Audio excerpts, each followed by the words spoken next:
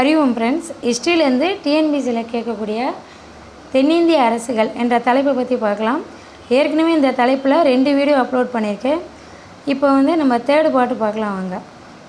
காஞ்சியில் உள்ள கடிகை, அதாவது மடாலயம் அல்லது அதுக்கு பேர் கல்வி மையம் பேர், பல்லவர் காலத்தில் புகழ்பெற்று விளங்கியது.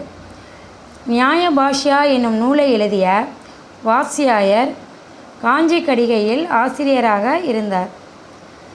தென்னிந்திய ஓவியங்கள் குறித்த ஆய்வேடான தட்சிண சித்திரம் 1ஆம் மகேந்திரவர்மன் ஆட்சி காலத்தில் துவக்கப்பட்டது. 1ஆம் நரசிம்மவர்மன் அவையிலிருந்த சமஸ்கிருத அறிஞர் தண்டி என்பவர் தசகுமார சரிதம் என்னும் நூலை எழுதினார். சிம்ம விஷ்ணுவின் காலத்தில் இருந்த சமஸ்கிருத அறிஞர் பாரவி கிரதார்ஜுனியம் என்னும் வடமொழி காப்பியத்தை படித்தார். 2ஆம் நந்திவர்மனால் ஆதரிக்கப்பட்ட பெருந்தேவனார் மகாபாரதத்தை பாரத வெண்பா என்ற பெயரில் தமிழில் மொழிபெயர்த்தார். நாயன்மார்களால் இயற்றப்பட்ட தேவாரமும் ஆழ்வார்களால் படைக்கப்பட்ட 4000 திவ்ய பிரபந்தமும் பல்லவர் காலத்தில் எழுதப்பட்ட சமய இலக்கியங்கள் ஆகும்.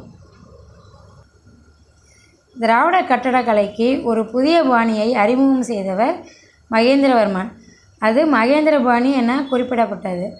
மகேந்திரவர்மன் மத்த விலாச பிரகசனம், அதற்கு பேர் குடிகாரர்களின் மகிழ்ச்சி போன்ற பல நாடகங்களை சமஸ்கிருத மொழியில் எழுதினார். இந்நாடகம் பௌத்தத்தை இழிவுபடுத்தும் வகையில் உள்ளது. குடுமியான்மலை, திருமயம் ஆகிய இடங்களில் உள்ள கோயில்களில் இசை குறித்த கல்வெட்டுகள் பல்லவர்கள் இசையில் கொண்டிருந்த ஆர்வத்தை காட்டுகிறது. புகழ்பெற்ற இசைக்கலைஞர் ருத்ராச்சாரியார் 1ஆம் மகேந்திரவர்மன் காலத்தில் வாழ்ந்தவர். 1ஆம் மகேந்திரவர்மன் பகவத் யுகம் என்ற நூலை எழுதினார். 2ஆம் நரசிம்மவர்மன் அவையிலிருந்த தண்டி என்பவர் அவந்தி சுந்தரி கதாச்சாரம் என்ற நூலை எழுதினார்.